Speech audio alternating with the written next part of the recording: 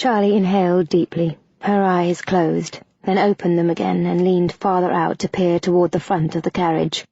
From this angle, she could just see an arm and the back of a hip. She couldn't even tell if it was the driver's hip or someone else's, but judging by how close that hip was to the edge of the driver's wide bench seat, she would guess that the driver was not alone up there. "Get your head in, or I'll knock it off!" At that, Charlie whipped her head around to peer toward the back of the carriage, her eyes widening in amazement when she spied the man hanging from the back left footman's stand. It was the behemoth who had attacked her. She pulled her head in at once, and sank back onto the seat. She had her answer now. At least 2 of the 3 attackers now rode the carriage with them, and the driver. What good that information was, she didn't know quite yet. "She must have taken the note with her," Beth said as she hurried back into the room, slightly out of breath from rushing about. Radcliffe blinked, not from the news, but from her transformation. Gone was the dress and fancy, upswept hairstyle. Even her breasts were gone. Beth was now Charles, her hair covered by another of those awful wigs Charlie had been sporting since Radcliffe had first met the pair. Her breasts hidden somewhere beneath the grey overcoat she now wore with black pants. "Amazing," Stokes murmured, drawing Radcliffe's gaze. Taking in the older man's bemused expression, Radcliffe grimaced and sighed, knowing that his own expression was not much different. He did not know which was more amazing, the fact that the 2 sisters were most definitely identical, how different yet similar Elizabeth looked as each character, or the fact that everyone had been fooled for so long. Her stride, though a little longer and more confident, was definitely still a feminine stride, and her hand gestures were as well. How had they neglected to figure out that the pair were twins, and girls? "I thought being in a male garb might be more practical," Beth explained. "But Charlie is Charles right now," Thomas pointed out, and she nodded. "Aye, trust me, I have the sense that my pretending to be her may come in handy at some point." Turning to Cook, she asked, "Have you recalled the inn's name?" When Mrs. Hartshare gave an apologetic shake of her head, Beth patted her arm reassuringly. "I am sure that once we get there, you shall recall." She glanced toward the men questioningly. "Shall we go?" "Aye." Radcliffe strode forward. "We shall have to take your carriage, Mowbray. I sent my driver on an errand with my carriage. He will not be back for hours." "Oh, no," Thomas said. Radcliffe peered from Beth's horrified face to Mowbray's grim one. "What?" "I sent my driver home to bed," Thomas admitted unhappily. "He had driven for 2 days and a night straight without a wink of rest. He was falling asleep on his bench. I thought, sure, we could get a ride home with your driver." "Mayhap Fred has not yet left," Stokes murmured, hopefully, of Radcliffe's driver. He rushed off to check. "All will be well," Charlie roused herself from her anxious thoughts at that calm announcement from Bessie. She had been searching her mind for a way out of this mess. Unfortunately, she wasn't coming up with any brilliant notions just yet. Of course, she wasn't planning to tell Bessie that. She had got the girl into this, and was determined to get her out, preferably in one piece. Not that the other girl appeared worried. The maid was looking as serene as a cow, Charlie noted with some irritation. Didn't she know the fix they were in? For God's sake, they had been kidnapped. "Is there something you know that I do not?" Charlie asked suspiciously, and the other girl's eyebrows rose slightly at the question. "Nay." "Oh." Charlie glanced away, then back, a frown tugging at her lips as she continued to study the young woman's calm countenance. "Then why do you say, 'all will be well,' like that?" Bessie smiled. "I've said a prayer to Saint Sebastian." "Saint Sebastian? Is he not the saint for the plague?" "Aye, well, there are no plagues about just now, so I thought he might be the least busy. Besides, it worked when I was locked in at Aggie's. He sent me you." Charlie simply nodded. She was all for prayers and such, but had found in her life that it was always good to help prayers along a bit with some effort of one's own. After all, plague or no plague, saints were awfully busy fellows. They couldn't be expected to be everywhere and do everything asked of them. Clearing her throat, she offered a reassuring smile. "There is little we can do at the moment but rest. When we see our chance, we shall make our escape." "Aye. Besides, Lord Radcliffe is no doubt charging after us right now." At Charlie's blank look, she pointed out, "'Tis well past noon. No doubt Mrs. Hartshare has realised something is amiss, and fetched the blackmailer's letter to give to him. He will go to the inn and force that nasty old barkeep to tell him where we are being taken. Then he shall follow and rescue us." She said it as if she had the deepest faith in the matter. Charlie didn't have the heart to tell her that the letter in question was presently lining the inside of her pocket. "Slow down, Stokes. We must read the inn names for Mrs. Hartshare," Radcliffe shouted out the window as the carriage turned into Change Alley. Fred had already left with the carriage when Stokes had gone in search of him. The fastest option at that point had been to hire a hack, and Stokes had left promptly to do so. As soon as he had left, Beth had rushed upstairs to fetch some things that they may need. She had returned with the large sack Thomas now held on his lap, just as Stokes had arrived back at the helm of a rickety old coach. It seemed that all the drivers had been out on fares when he'd reached the stables, and that he had only managed to gain the hack he had at an exorbitant fee. Assuring Radcliffe that he had served in a stable in his youth and could well handle driving the contraption, Stokes had pointed out that speed was of the essence and urged him to fetch the household. And, much to Radcliffe's dismay, in the end it had been the entire household. Beth and Thomas had insisted on going, of course, and Mrs. Hartshare was needed for the name of the inn, but Radcliffe had not counted on having to take her 2 children as well. Unfortunately, after learning that the cook next door, the only woman friend Mrs. Hartshare had managed to make since taking over the cooking at Radcliffe's, was laid up in bed with pneumonia, there had been little choice but to take the children with them, which was why Radcliffe had Billy, Mrs. Hartshare's son, on his lap, while she held her daughter Lucy on her own in the cramped confines of the carriage. "The Fox and Whistle Inn?" Beth called out, leaning out of her window on the opposite side of the carriage, glancing back to see Mrs. Hartshare shake her head firmly. Peering out his own window, Radcliffe began reading the names of any passing inns himself, disheartened each time the cook said, "Nay." He was becoming seriously concerned that she had recalled the wrong street address when he called out the next name. He glanced back to see her spring to attention like a soldier. "That's it! The Cock and Bull! That's it, I tell you!" Hearing her excited cry, Stokes pulled over at once, and Radcliffe quickly set young Billy on his feet in the carriage so that he could disembark. Thomas was right behind him when he stepped down from the carriage, but paused to frown at Beth when she, too, followed. "Nay, Beth, you should wait here with Mrs. Hartshare and Stokes." "But, dressed as I am, they may think I am Charlie and talk more freely." "We do not even know who Charlie was meeting here." "All the more reason to take me with you," she argued staunchly. "They may give themselves away when they see me." "She may be right," Radcliffe murmured when Thomas opened his mouth to refuse her again. When the younger man nodded reluctantly, Beth was off at once, leading the way to the inn. They entered. "No one seems to be reacting," Thomas pointed out, his gaze moving narrowly around the room as the 3 of them paused inside the door to allow their eyes to adjust. "Aye. Let's talk to the barkeep." Once again, Beth led the way. The moment the beefy barkeep spied her, they knew they had hit pay dirt. His jaw dropped so far that it almost hit the floor. "What the devil are you doing back here? You should be well on the way to—" He caught himself just in time, but cried out in the next moment as Radcliffe stepped around Elizabeth, caught the beefy man by the throat, and dragged him halfway across the counter. "Well on the way to where?" His eyes bulged in alarm, but his mouth stayed firmly closed until Radcliffe made a fist with his free hand and brought it up to the man's face. "You were saying?" "Gretna," he blurted out.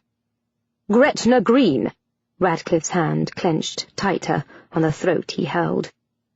Turning blue in the face, the man choked out an affirmation, and Radcliffe released him to whirl toward the exit, with Beth and Thomas hurrying after him.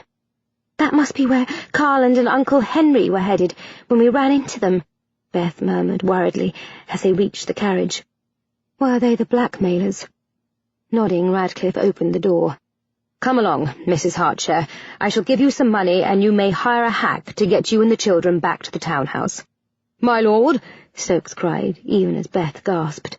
"You cannot simply dump the lady and her children here unattended." "This is a rather nasty neighbourhood, Radcliffe," Thomas murmured reasonably. "You are right, of course. Stokes, you stay with them and see them home. Thomas and I shall take turns heading the horses for this journey." A concerned murmur from Beth made him glance at her, to see her staring at her husband's stoic face. "I shall be fine," Mowbray assured her quietly, but she shook her head. "My lord, Thomas and his driver took turns driving to Gretna Green and back. It is how we managed the journey so quickly.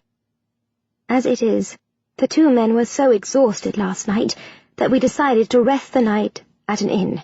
Of course, after hearing Carland and Uncle Henry's discussion, we had to give up our room and hurry home. He has had very little sleep the last 4 days and nights. I fear he is not up to sharing the duty." "I will manage it," Thomas reiterated firmly, but Beth shook her head apologetically. "If this concerned anyone but Charlie, I would be willing to risk it, Tom, but—" "She is right," Radcliffe announced with obvious frustration. "We cannot risk it with Charlie's future at stake." When he turned to survey the woman and children peering at him uncertainly from the carriage, Mrs. Hartshare offered him a hesitant smile. "Our babies will be good, my lord. They tend to sleep during long trips." Radcliffe threw up his hands in defeat. "Very well. Everyone back into the carriage. We shall all have to go. Stokes and I shall take turns at driving. Thomas, you rest up, so that you may be of assistance later." He knew better than to suggest the man stay here. He would not stay behind without his new bride, and Beth would not allow him to ride off to Charlie's rescue without her. "Oh, my lady," Bessie murmured, eyeing her with concern. "Are you not well?" Charlie ignored Bessie's question, doing her best to concentrate on anything but how she was feeling. "Oh, dear." "Are you all right, my lady?" Bessie moved anxiously closer, staring at her face with a half-horrified expression.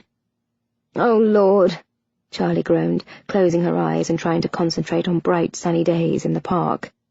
On fresh green grass, nice, firm, unmoving grass that a body could stand on without feeling as though they were pinching about in a small, tight, airless carriage that was bouncing along a rutted road. "You're looking kind of green." "Oh, God!" Charlie grabbed desperately for the door, thrusting it open in panic. Crying out in alarm, Bessie grabbed her arm, keeping Charlie from leaping out of the moving vehicle right away. By the time she had shaken off the maid's hold, the man riding on the footman's stand at the back of the carriage had spotted the open door, shouted a warning, and the carriage was slowing to a halt. It had nearly come to a stop when Charlie stumbled weakly out onto the roadside. The villain from the back of the carriage was there at once, solid and stern before her, blocking her path. Charlie covered her mouth and tried to step around him, but he mirrored her movement, determined to stop her from succeeding at what he thought was an escape attempt. Charlie tried one more time to avoid him as her stomach roiled dangerously, but he remained directly before her. There was little she could do to prevent what happened when her stomach refused to stay down and he refused to get out of the way. Charlie tossed her stomach's contents all over the man's feet and lower legs. "Oh, go! Putrid! Damn! Oh!" The man stumbled several steps away, trying to escape the foul stuff. But as it was on him, he couldn't possibly succeed. Charlie felt a moment's embarrassment at what had happened, but soothed herself with the fact that she had done all she could to avoid the event. Besides, he was a villain. "They were here, my lord." Radcliffe straightened from examining the new horses the stable-master was harnessing to the carriage in trade for the original 4, to eye Stokes questioningly. "Charlie?" "Aye, my lord. It seems she was taken ill. She had passed up her breakfast on one of the fellows. They stopped here to trade horses and let the fellow clean up. They also purchased some laudanum. Presumably they are hoping to make her sleep the rest of the way, so that she causes them no more trouble." "How long ago was this?" "They apparently arrived nearly 6 hours ago, but had trouble finding and purchasing the laudanum, so that they only left 4 hours ago." "If we leave right away, we will have gained 2 hours on them," Tom said with excitement. Radcliffe nodded, but wasn't quite as excited by the fact. They were still 4 hours behind them, and with Charlie in a laudanum-induced sleep, there was little likelihood she could slow them down further. Their only hope of catching them before reaching Gretna was if the other carriage lost a wheel or something. A roar went up from the man in the back that was quickly echoed by those at the front as they glanced around to see Charlie swaying in the open door of the carriage. They managed to bring the hack to a halt just as she leapt to the side of the road. Sinking to her knees, she proceeded to toss up the latest dose of laudanum she had been given. Actually, she did not mind being sick this time, and hadn't since the first time they had forced a laudanum on her. She'd had every intention of sticking her finger down her throat to bring up the drug the first time they had forced it on her, but had hardly needed it. They had barely set off in the coach again when she had felt her stomach roil. They had just made it around the first bend in the road when she had felt it charging up her throat. Just as the tincture Beth had given her on the way to London had refused to stay down, so had the laudanum. Charlie had been getting sick at regular intervals ever since, forcing them to stop repeatedly, much to their captor's disgust. It was a shame Bessie was not right, and that Radcliffe wasn't chasing after them. Then at least this bout of misery she was having to endure would be working to their advantage by allowing him to catch up to them. Unfortunately, there was no way he could know they had been kidnapped and where they were headed. "Not much further now." "Aye. But will we be in time?" Radcliffe rubbed a weary hand over his face. Thomas was driving again. Stokes was in the cabin with Beth and the Hartshares resting. They had been taking turns, one man sleeping, one driving, and one keeping the driver company. Every 6 hours of the last nearly 40 hours, they had switched roles. Now they were not even an hour away from their destination. Radcliffe would have been relieved to have the nearly 2-day trip done with, were he not so terrified that at this very minute Charlie might be being forced to marry Carland. That worry made the last hour of the trip pass like days for Radcliffe. By the time they arrived, he was so wound up that he was off the carriage before it had even come to a standstill. Striding into the stables, he quickly found the man in charge, learned that no one fitting Charlie and Bessie's description had arrived at his establishment, arranged for the care of the horses, then hurried back outside. "They did not stop here. We shall have to ask around." "Milady?" Charlie opened her eyes slowly and groaned. The world was still rocking. Was this hell not over yet? "Milady?" Bessie repeated, bending to peer down at her. They were once again on the floor of the carriage. Actually, the floor of the carriage was where Charlie had spent the last night and day of this trip. It was where the men had deposited her after her last bout of sickness, and Charlie, too weak and miserable to bother moving, had stayed there. Bessie had joined her in an effort to make her more comfortable. Charlie was positive no one in England had a better maid than Bessie. "Milady, I think we are nearly there." Charlie raised her head to peer out the window, her gaze finding a small grove of firs in the near distance. She had heard enough to know that this was the landmark to look for. "Aye, we have arrived. What are we going to do?" Charlie peered at her through the pre-dawn darkness. Unfortunately, Charlie had no idea what they would do, but as she had gotten the girl into this mess, she tried to rouse herself to some sensibility. Pushing herself weakly to a sitting position, she then dragged herself up to sit on the bench seat, and sighed as fresh air blew in the open window to brush soothingly across her face. "We will await an opportunity, then make our escape," she said with more bravado than faith. Weak as she was, it would have to be one wing-ding of an opportunity for them to escape. Bessie either had more faith in Charlie than she deserved, or was too polite to show her doubt. She said nothing as she shifted from the floor to sit on the bench seat opposite her mistress. "What news?" Beth asked anxiously as the three men finally returned. "Nothing," Radcliffe admitted unhappily. He paused as a carriage rolled quickly past, the clip-clop of the horses' hoofs too loud to talk over. Surrounded by the three men, Beth peered toward the carriage through an inch of space between Tom and Radcliffe, then clutched at her husband's arm, a choked gasp slipping from her throat. "What is it?" Tom asked worriedly. "Charlie," she breathed, staring after the carriage. It was heading north, the only direction the men had not yet checked. "I saw Charlie in that carriage," she explained, then frowned. "She looked ill. She was terribly pale." Turning soundlessly, Radcliffe was after the carriage like a shot. Thomas hesitated long enough to glance toward the stables. "Trade our horses for new ones, and have them harnessed to the carriage, Beth. Then follow us," he instructed, only to frown when he turned to glance at his wife and found she was gone, running down the street behind Radcliffe, her pert little behind jiggling with each step she took in the tight breeches. "I shall take care of it, my lord." "What?" Tom glanced at Stokes blankly, then blinked and nodded. Oh, fine, good, do that. Thanks." Then he was gone too, chasing after his wife's jiggling behind. "Milady?" Charlie blinked her eyes open weakly, startled to find that she had fallen asleep again, and sitting up. How on earth could she sleep at a time like this? The answer was simple enough, she realized unhappily. Nearly 2 days of heaving with no water or food being offered could do that to a body. Her gaze slid to Bessie's worried face, and she sighed. "Never fear, Bessie.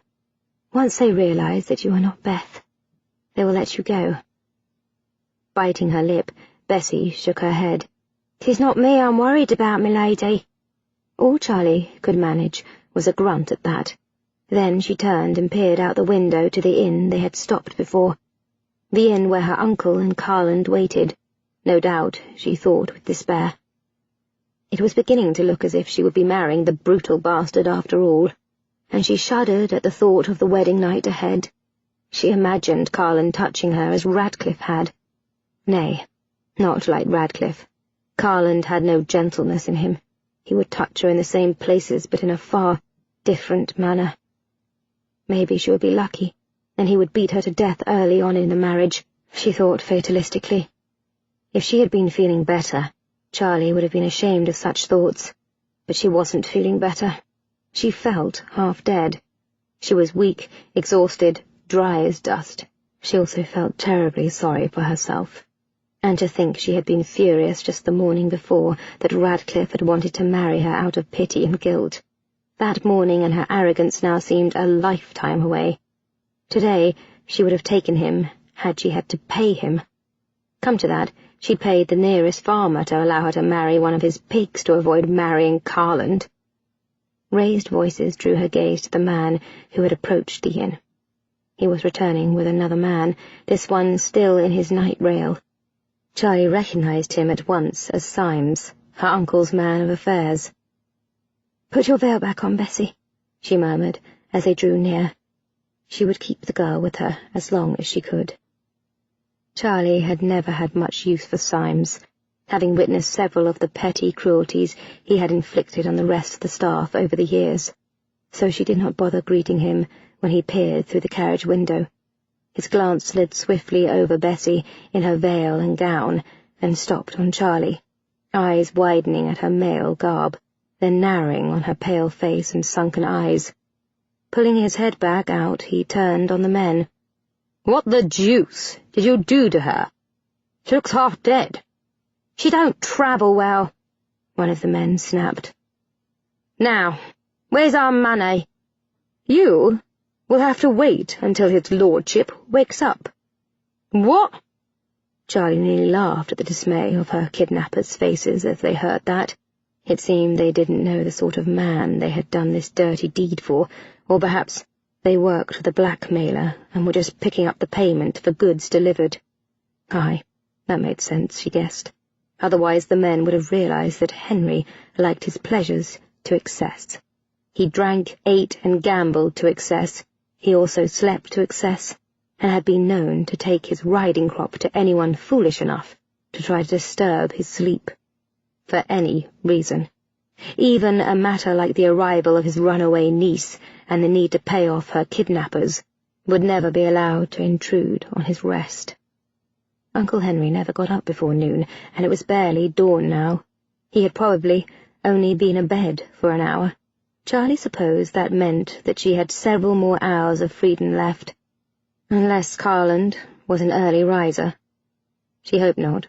She fervently hoped that he had caroused with Henry throughout the night and would rise just as late. "You heard what I said," Symes said shortly. "You will have to wait until he awakens." "The devil take that," the big-nosed man snarled furiously. "Go wake the bugger up." "I am not waking him up, and I strongly suggest that you do not either," Symes added sharply as the beefy man turned determinedly toward the inn. "Not if you wish to get paid." That brought the man up short. Whirling back, he eyed Symes narrowly. "You're damn right I want to get paid. We brought the girls, and he'll pay for them." "You brought the girls late," Symes corrected pompously. "You were supposed to arrive at least 6 hours ago. He was up then, and would have taken them off your hands and paid you gladly for them then. That one was sick. She kept leaping off the carriage to puke by the side of the road," the man complained.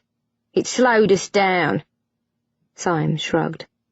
"That is your problem. Now, you will have to wait." "Well, what in Hades are we supposed to do with her until he gets up?"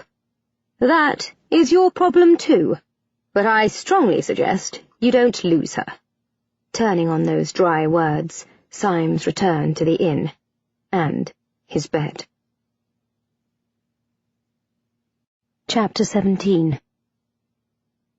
"There it is," Tom said as he came to a halt beside Radcliffe.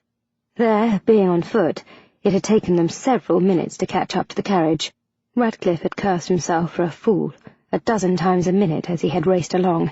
He should have kept the horses harnessed, then they could have followed right behind them, but he had expected to arrive after his quarry, not before. This explained why they had not heard news of the other carriage during the last day of their travels. They had questioned people each time they stopped to change horses, hoping to learn if they were gaining on them, but had learned nothing. No one had matched the descriptions they had given with that of any group that had passed through. Radcliffe had thought they were merely choosing different inns to stop at, to trade horses. Now he realized that they may have been doing that at first, but somewhere along the way they had ridden right by them. His gaze slid over the 3 men standing by the carriage and talking. He had stopped quite a distance from the carriage and the inn it sat before, not wanting to alert the kidnappers to his presence, but he was close enough to tell that the 3 men were agitated about something. "Have they taken her in yet, do you think?" Radcliffe frowned. "I do not know. I thought I saw someone entering the inn as it came into view, but I could not tell who it was, or if they were alone." "Well, if they have not, we could rush them when they do." "Aye, that may be the best idea," he agreed, glancing around as Beth joined them. With his longer strides, Tom had passed her some distance back. "Where is Stokes?" Beth shook her head breathlessly, and Tom answered the question. "He was to follow with the carriage and Mrs." He paused as the hack rattled into view. Stokes and Mrs. Hartshare shared the driver's bench while her children both hung out the windows, helping to keep an eye out for them. Stepping into the street, Radcliffe raised his arms over his head and waved until he was sure Stokes had spotted him, then gestured for Beth and Tom to follow as he walked to meet the carriage. Bessie raised her head and opened her eyes. She had been sending up another prayer, just in case the first 500 or so had been misheard. Now she glanced worriedly at Lady Charlie, taking in her pallor, the smudges under her eyes and the dead slumber she was in. Her mistress needed sustenance, as Bessie had told their captors after the nasty man had gone back into the inn. But they had ignored her pleas, even for water. She supposed they were too annoyed at having to cool their heels to care about Lady Charlie's welfare. "Surely the women are not still inside the carriage, Radcliffe? They must have taken them inside the inn as soon as they arrived." "Aye," Radcliffe sighed unhappily at Tom's words. The 7 of them had sat cramped inside the carriage for well over an hour. He, Mrs. Hartshare, and Stokes were wedged on the bench seat on one side, and Thomas, Beth, and the 2 children crowded onto the other. They had been watching the 3 men play dice beside the carriage for the entire time. Not one of the men had even glanced at the carriage. Charlie and Bessie must already be inside, which merely made things more difficult. "What are we going to do, my lord?" Beth asked anxiously. "We will have to find out where they are, and get them out." "They will be guarded," Beth murmured, "and that guard would most likely be Symes." At their questioning glances, she explained. "Symes is my uncle's man of affairs. He is only about my size, but he is a dead shot, and he is never without his flintlocks. He probably sleeps with them under his pillow." "Then there are Carland and Seguin to consider," Tom said. "And Lord knows how many men they may have brought with them." "What are you suggesting?" Radcliffe snapped furiously. "That we give up? Just leave Charlie to Carland?" "Nay, of course not," Tom assured him. "We just need a plan. We shall get her out and save her." "We may not need to get her out to save her," Beth murmured. When Radcliffe turned on her questioningly, she added, "I was recalling on the way here how Charlie and I used to switch places all the time. Most often it was just for fun, but sometimes it was to get out of doing something we did not wish to do." "I do not see how that is relevant here, Beth," Tom said gently. She turned to peer closely at Radcliffe. "You said in London that the 2 of you were to be married." Radcliffe winced as he recalled his arrogance while making the announcement to Charles, but nodded. "Well, if you are married to her, Carland could not do so." "Exactly. So we must get her out," he began, pausing when she shook her head. "Not if we made the switch again." "Now hold on," Tom cried in dismay. "The idea here isn't to get Charlie out of danger and put you into it." "I would not be in danger," Beth assured him calmly. "You had best explain," Radcliffe said, feeling as confused as Tom looked. "You could marry me," Beth began, but Tom's head nearly hit the roof of the carriage as he sprang upright in his seat. "The devil you say! I will do many things to save your sister, but giving you up is not one of them. You are my wife." "Aye, but if he married me as Charlie," she had meant to say, but Thomas didn't give her the chance before interrupting irately. "Now see here, I have heard just about enough of this talk. You are married to me, and that is that." My lords, I believe you may be misunderstanding what Lady Elizabeth is trying to say," Stokes said quietly. "Misunderstanding?" Mrs. Hartshare snorted in disgust, then took it upon herself to explain the matter. "She's saying she could marry his lordship as Lady Charlie." When Thomas and Radcliffe stared at the cook blankly, she shook her head. "Look at her. She's wearing the same clothes as Lady Charlie. She looks like Lady Charlie. She even sounds like Lady Charlie. She could pretend to be Lady Charlie while you, Lord Radcliffe, marry her. She can say I do. Sign her name." Pausing, she glanced worriedly at Beth. "You can copy her signature." When Beth nodded, she relaxed and continued. "Then, once the ceremony is over, you can walk straight into the inn and demand your wife back." "My God!" Thomas sank back on the seat, wonder on his face. "It may work." "I do not know," Radcliffe frowned, then shook his head. "Nay, they already have Charlie, and the wedding will be registered with today's date. They will know that she could not have married me." "That will not matter if she is me," Beth pointed out, and both men immediately looked confused again, realizing that they had not quite grasped the concept of switching. She explained patiently. If after the wedding I continue to pretend to be Charlie, and we confront Uncle Henry claiming that Charlie is me, Beth, it'll work. Oh, I see, Thomas explained. We will tell them that Charlie is you, and since you and I married 4 days ago, they cannot force her to marry Carland.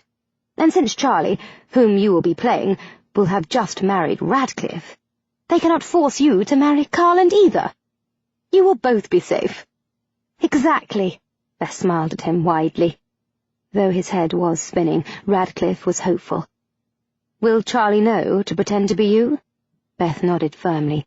She and I have done this sort of thing often enough that she will catch on at once to what is happening. Shall I take us to the priest, my lord? Stokes asked. Well, he is not a priest, really. Well, perhaps he is. I'm not sure, Beth murmured uncertainly, and Thomas covered her hand and squeezed gently as he explained. You will be taking us to a fisherman, Stokes. He performs the marriages around here. Radcliffe accepted that news with equanimity. He had sustained so many shocks in short order that he felt sure he was now immune to them. Until he got a good look at the fisherman, a portly fellow wearing a blue dress coat of indiscriminate age. He eyed them solemnly at first, pushing a huge gob of tobacco about inside his cheek, until he understood that he was to marry Radcliffe to Beth, who of course was still dressed as Charles. The man nearly choked on his jaw. Oh, nay, I'll no marry you to a boy. It's a sin against God and all creation. Marriage is a sacred right between a man and a woman, not something to be twisted by your sort. Radcliffe flushed with embarrassment as he realized what the man was thinking. Tom appeared consumed with the effort not to laugh. Stokes was looking nonplussed and quite unsure how to handle this situation, and Mrs. Hartshare was busy soothing and rocking her son, who had stumbled getting out of the carriage and scraped his knee. That left Beth to set the man straight. I am a woman, sir, she announced dryly, whipping the wig from her head with a great flourish that did not impress the man at all. What? And greasy hair is to fool me into thinking you're a girl? Beth's hand raised to her hair in alarm. She had not had an opportunity to bathe since the night they had planned to spend at the inn on the way back to London from Gretna Green the first time. Bathing was the first thing she had done on reaching the inn, doing so even before joining Thomas for a meal below. Thank goodness, she thought now, for she had spied her uncle on returning below. Luckily, he had not spotted her, and she had quickly hurried back upstairs, sending a note below with the maid explaining the situation to Thomas.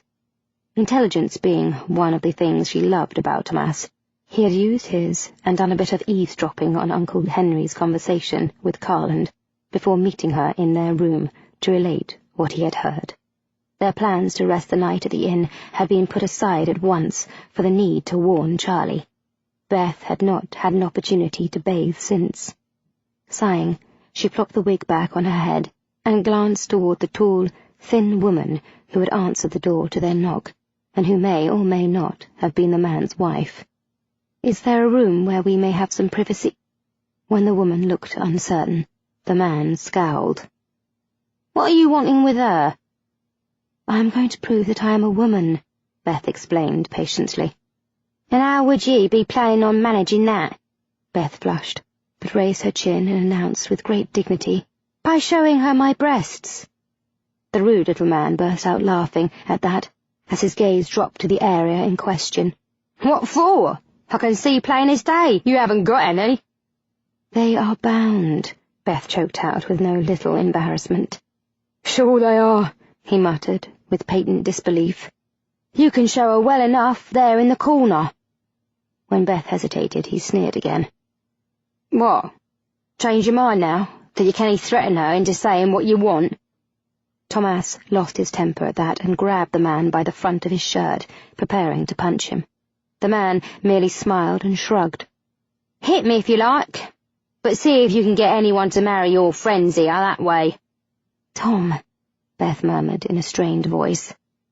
Mayhap you could give your cape to Mrs. Hartshare.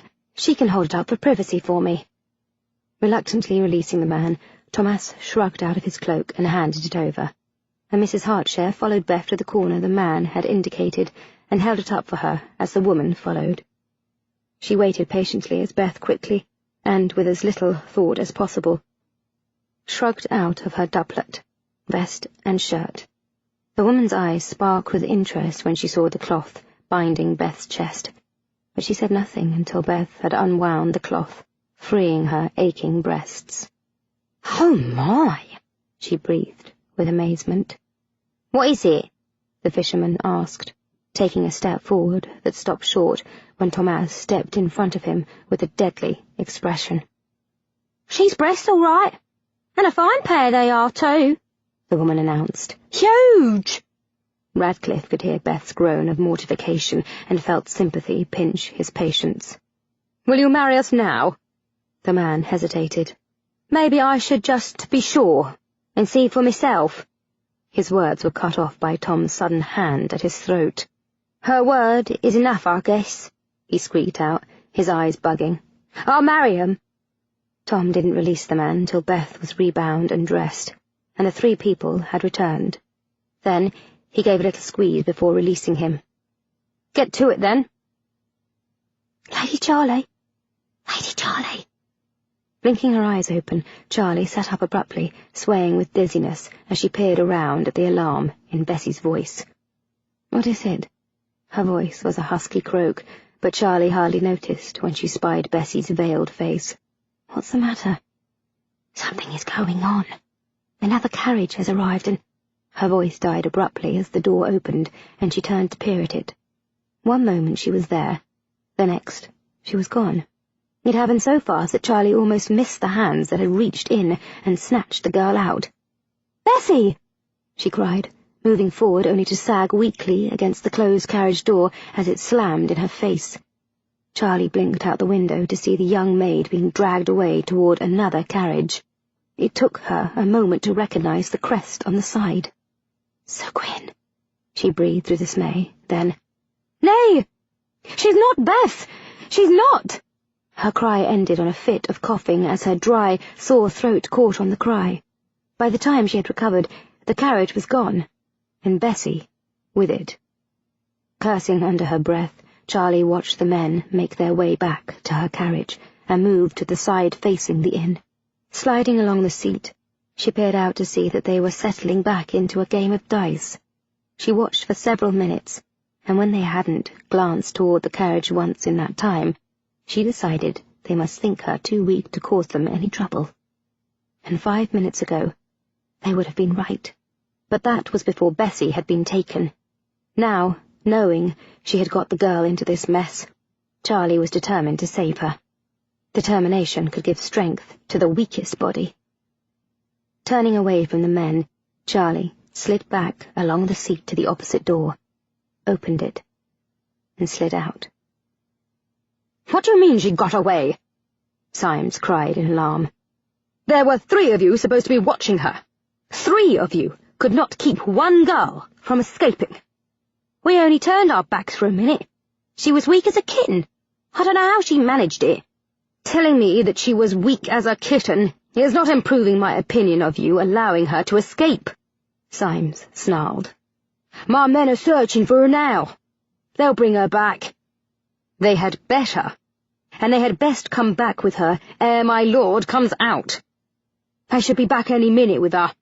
If you hadn't come out early, you never would have known. Why are you back anyway? You said till noon." Symes heaved a sigh. "Lord Carland is an early riser, and insisted on my lord being awoken when I told him that you had arrived with the girl. Of course, now my lord is in a foul temper, one he will most like take out on you, should your men not return, ere he comes out. Or— Symes, where is this carriage you said Charlotte was in?" "Damn," the beefy man muttered. It was a sentiment echoed by Symes as he turned with resignation to face Henry Westerly. "Did you hear that? She's escaped," Mrs. Hartshare crowed happily. "That is my Charlie," Beth murmured with pride. Radcliffe pounded on the wall of the carriage behind the driver's seat, and the carriage pulled off. Once they were a safe distance away from the inn, he thumped on the wall again, then got out when it stopped and crawled onto the bench seat. "Did you hear?" "Aye, my lord," Stokes said.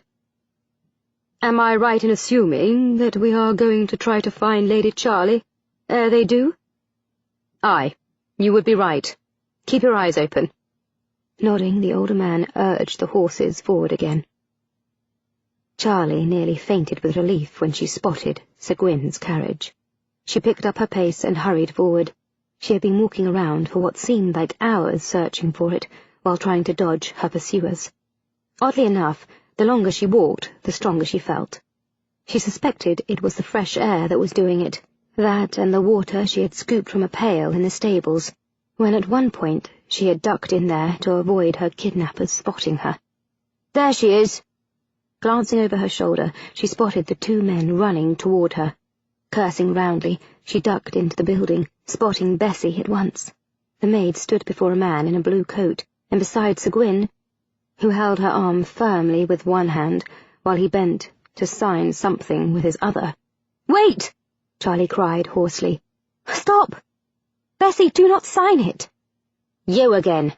The man in the blue coat scowled as she hurried forward. Charlie hardly noticed her attention on Seguin and Bessie as the lord straightened from signing his name. "You cannot force her to marry you. She is not Elizabeth." Seguin rolled his eyes impatiently. "Who the devil are you? Never mind, I do not care, and it does not matter. I shall not fall for your tricks. She tried the same argument with me already, boy. Besides, 'tis too late. 'Tis done. The ceremony is over, and we have both signed. She is my wife." "He made me sign," Bessie wailed miserably, just as the door crashed open behind Charlie. "Grab her!"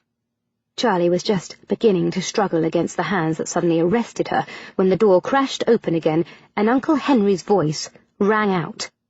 "I see that you found her. At least you had the sense to bring her here." Charlie sagged in defeat as she was turned to face her uncle, his man Symes, and a grim-looking Carland, who now sauntered toward them. "You see, Carland, I told you, all would be well. You can marry the chit now without delay." "Nay, he canny," the fisherman snapped, drawing all eyes. "I'll not marry her to anyone else today." "The devil, you say?" Uncle Henry beetled his eyes at the man. "The devil I do say. I can't marry someone who's already married, and she's already married." "You mean to say that is Charlotte?" Seguin gasped, grasping the implication of what the fisherman was saying. "Why, she looks like a boy." His lecherous old eyes moved to his bride, with new possibilities shining in them. "Do you wear breeches too, my dear?" "She is not already married," Uncle Henry snapped impatiently, ignoring Seguin's lascivious wonderings. The fisherman's eyes narrowed, his mouth firming into a straight line. "Aye, she is. I presided over it myself, not more than 20 minutes ago." Charlie gave a start at that, her eyes widening incredulously. He must be talking about Beth, she thought. But that made no sense. Her sister should have been married several days ago and be back in London by now. "Henry," Carland murmured in a threatening tone. "Well, it just is not so," her uncle gasped. "It cannot be." "Can it not? 20 minutes ago is about when we learned she had escaped." "Aye, but—" he was sputtering in his panic. "Who could she have married?" "Me." Charlie gaped at Radcliffe, who now filled the entrance to the little building. What was he doing here, and why did the man in blue think— Oh, of course. He had paid the man off, she thought, then noticed with surprise that Thomas and Stokes were flanking him. She caught a quick glimpse of a slender lad behind them. "That's him," the fisherman agreed. "I hitched these two to each other not a quarter of the hour ago. It's registered right here, all good and proper." "Henry," Carland growled. Blanching at the cold fury of Carlin's face, Henry turned to Charlie. "Why, you little—" he began, raising his fist to hit her.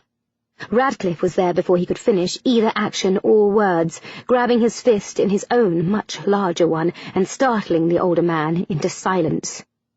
"You will not speak to my bride that way." Henry reacted first with alarm. Then a certain craftiness entered his eyes, and he even managed a conciliatory smile as he glanced toward Carlin. "All is not lost. They may have married, but they could not have possibly consummated it yet. We can take her back to London and have the king dissolve what was done. Then you can marry her yourself." "You will not be taking her anywhere," Radcliffe corrected, crushing the hand he held. "And the wedding was consummated before the fact. She is no longer a virgin." Uncle Henry must have already been paid, and spent the money Carlin had promised for the privilege of marrying her, Charlie decided when her uncle winced in pain. Still, the man continued to plead with Carlin. "He is lying. He must be.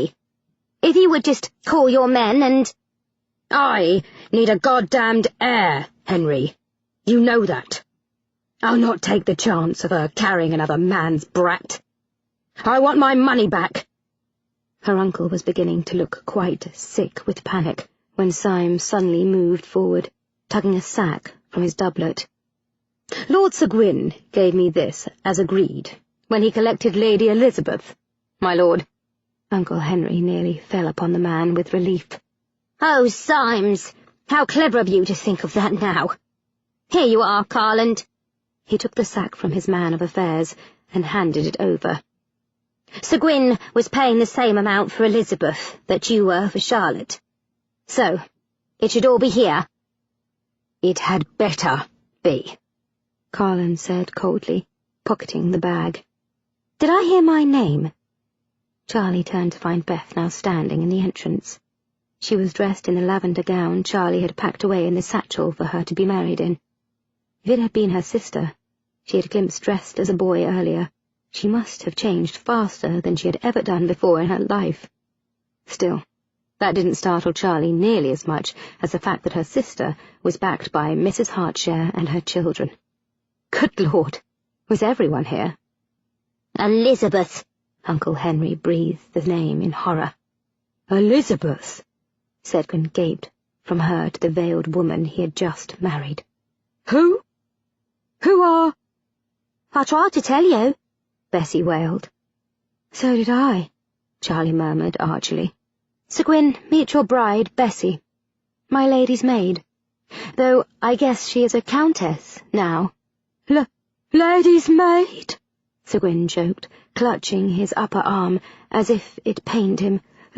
Lady's maid?" Finally released from the cruel grasp he had had on her since collecting her from their kidnappers. Bessie ripped the veil hat from her head, revealing her red hair and powderless face.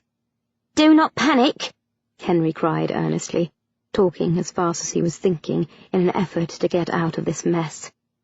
"We can clear this all up. Your marriage to the chit cannot be legal if she's signed Beth's name. We can still marry you to Elizabeth." "Nay, he cannot. I married Elizabeth right here in this room not 4 days ago," Tom announced with satisfaction. "Aye," the fisherman nodded in verification, then glanced down at the papers both of the newlyweds had signed. "Besides, she signed the name Bessie Robert. Is that your name?" When Bessie nodded miserably, he shrugged. "'Tis all legal, then. Me two are married." "But I thought she was Elizabeth," Seguin cried, rubbing his arm faster. "It was under false pretenses." The fisherman shook his head. "She told you her name twice, all 3 times ere I commenced the ceremony. I heard her tell ye. There weren't no false nothing. Besides," his eyes narrowed, "you had to threaten her to get her to marry you in the first place. You'll not be crying off now." "Henry, you bastard! This is all your fault!" Seguin gasped, staggering a couple of steps toward the pale man, with murder in his eyes before pain replaced it and he suddenly switched the hand that had been clutching his arm to his chest.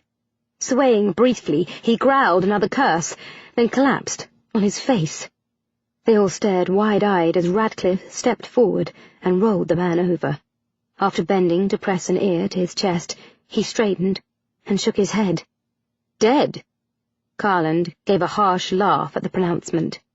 "You are the luckiest bastard I know, Henry." When the other man merely peered at him blankly, Garland hefted the sack of coins he held. "Now you do not owe him his money back." Pocketing the sack, he turned and sauntered out of the building. Chapter 18. Charlie murmured with pleasure as the warm, silky water closed around her body. It felt like days since she had been clean. It had been days, she realized with a sigh, but firmly turned her mind from such thoughts. She did not want to think of her kidnapping, that horrid carriage ride, or the scene in the fisherman's hovel. She had been more than happy to turn her back on Gretna, literally. Charlie had left Gretna Green mounted before Radcliffe on a horse. He had purchased the animal for the return trip at the livery, where he had changed horses upon arriving and, much to her relief, had insisted that she ride with him. Aside from her nasty reaction to travelling, there simply had not been enough room in the carriage for everyone. Even with just Thomas, Beth, Bessie, and Mrs. Hartshare and her children inside, it had looked terribly crowded. They had had to travel for nearly the whole day before coming across an inn with enough rooms to accommodate them all. This inn, she tilted her head back on the rim of the bath and peered around the room. It was sparsely furnished, with just a bed and, at present, a tub. The room was small, but it was clean. Besides, next to the carriage that she had spent the past 2 days in, it resembled a chamber in the finest palace. The opening of the door made her stiffen and peer about as Beth slipped into the room.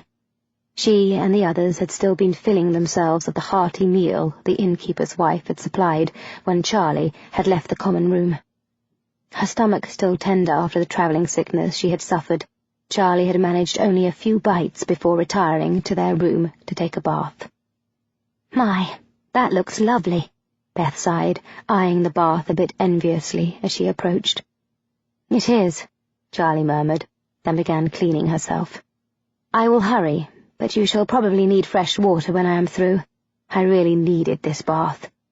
"Oh, do not worry. There is no need to hurry.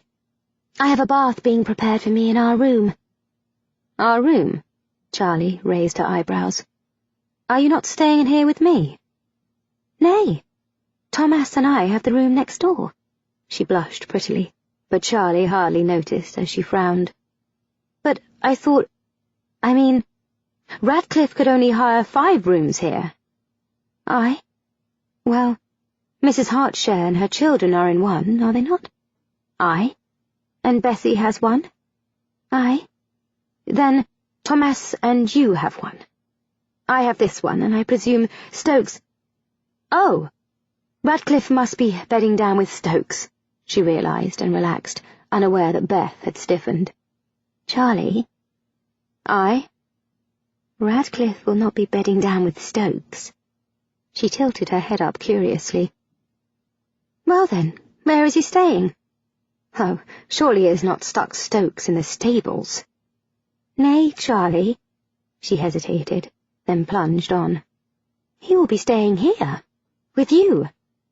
You are married now." She blinked at that. "Married? Nay, Beth, Radcliffe just said that to prevent you having to marry Garland." Beth shook her head. "You are married." "But I never married Radcliffe." "Ah, you did." "Beth, I think I would recall something like that. I never married Radcliffe." "Nay," she agreed. "I did, in your place." "What?" She peered at her sister blankly, not quite grasping her words. "I dressed up as Charles, married him, and copied your signature to the—" "What?" Charlie sat up abruptly in the bath, splashing water everywhere. "He said the 2 of you were to marry. That you had made love?" Charlie flushed at that. irritation pulling at her expression. "Radcliffe has a big mouth. Besides, both partners must be in love for it to be love-making." "You do not love him?" Beth asked with concern, and Charlie's frown